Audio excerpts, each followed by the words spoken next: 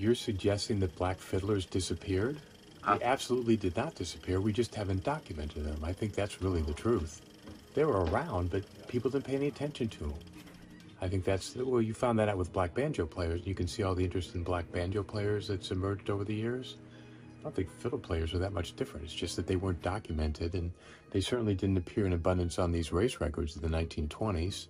So it's really pretty recently that people have said, oh, there were black fiddle players around, and that lineage goes back decades and decades, into the 18th century.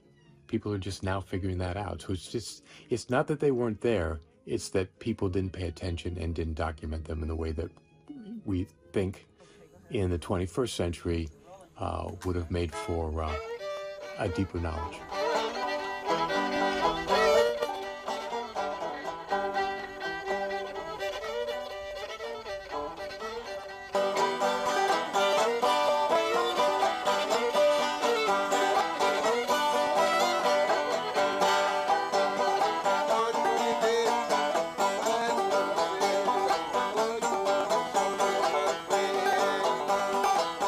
I don't know an awful lot about Joe's music. That when we were coming along, they weren't playing. They weren't playing at all. Because I'm getting on up there, but not to tell my age. I know we grew up around the 50s to the 65, somewhere in there, 50 through 65, and the music we just didn't hear it. Around the early 70s, we began to hear murmurings about at the family reunions. Joe and Odell are going to be playing, and so we didn't know exactly what they were going to be playing, but we would stop and go, and then they were square dancing. They were playing the fiddler and the banjo, and we knew, we enjoyed it, but we had no idea. First of all, this was Black history, Black music, till I really got involved. And then we had no idea what a tradition it was, how far back it went, and then I learned, oh my God, that the banjo came from Africa.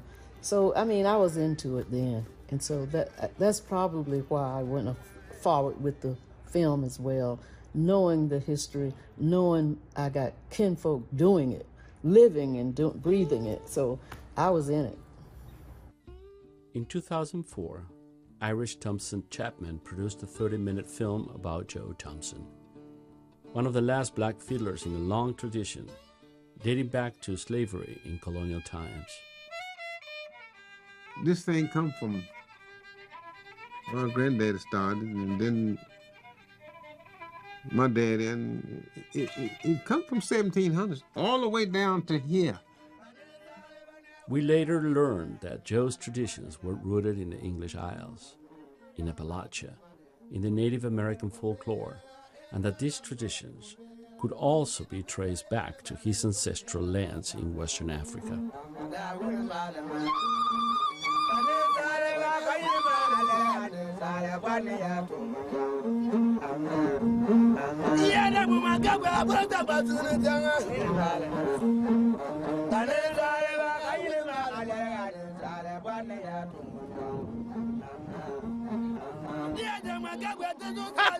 Joe Thompson. And they had some reception in a museum that's associated with ASU, where it have all these old black instruments in there from the day. It's crazy because it's a repository of all these instruments, and the people there, the black people, it looks like you're in some sort of old African place, because they had all these old African instruments, because after all, they were Africans.